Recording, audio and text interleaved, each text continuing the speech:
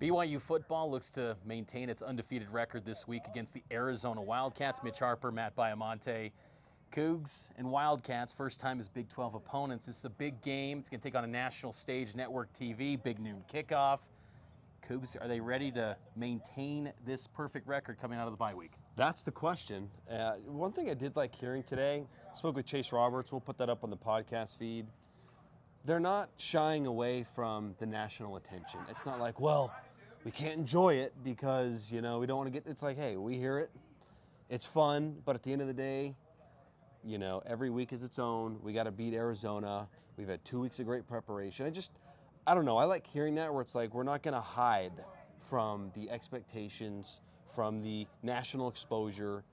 They should enjoy that. They should embrace it. Good teams, I think, don't get distracted by that stuff. They just continue doing their thing. That's kind of the sense and the vibe that I got this week. And it's been common messaging from players, coaches.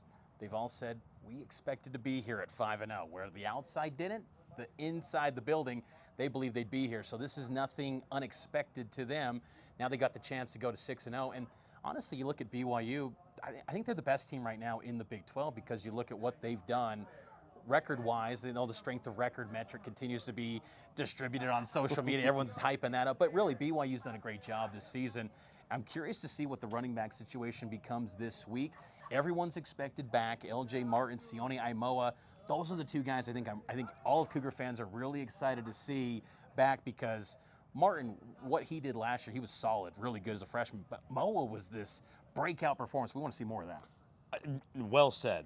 Moa, LJ is crazy talented, and I think he's got a bright future. But he's big Moa, time. in terms of one-game production, was better than LJ ever did in his freshman year. So if you can have both, Mitch, if you have a compliment there, then that's dynamic. Martin, though, he's got that ability to be a 22, 23 carry guy if you need him. And you haven't had that this year because of the revolving door with injuries. But this Arizona defense is physical. I mean, they are a good, talented group. That secondary in particular, the defensive line. Jacob Manu, number 5, he's a really talented player. Takario Davis. BYU's offense will be tested, but I think BYU's defense matches up really well against Arizona's high-powered skill talent with Noah Fafita, Tatora McMillan. I think BYU is the better team in this game. They just got to show up on Saturday and execute. The big question mark for me is this offensive line. Who's going to be at center? How are they going to work it? Because when you go back and watch that Baylor game, when Connor Pay went out, the offense went down. Mm-hmm. They were not as effective on the ground. They did not sustain drives well. And quite frankly, they struggled with the pressure that Baylor brought. Luckily, they've had 2 weeks to prepare, and Aaron Roderick's talked about contingency plans and working different guys in. Obviously, Sonny Mocassini's in the mix. Bruce Mitchell's in the mix. We'll have to see how it works out.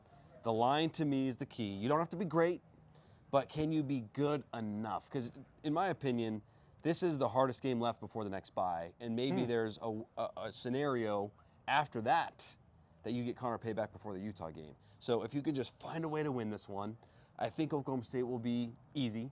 And UCF, it's a road game. It's got its challenges, but this is the one. Find a way to win this one. But to me, it all hinges on the offensive line. And that's, I think it's going to be fascinating to see. I mean, that's the Big 12 for you. I mean, every game could be a loss. Every game, though, looks like BYU could run the table. I mean, that's just, this league is crazy this year. But BYU, Arizona, kickoff 2 p.m. this Saturday. Pregame begins at noon on KSL News Radio. We'll be inside LaVell Edwards Stadium with coverage, analysis from here in Provo. So we'll talk to you on Saturday, and all the coverage will be on KSLSports.com.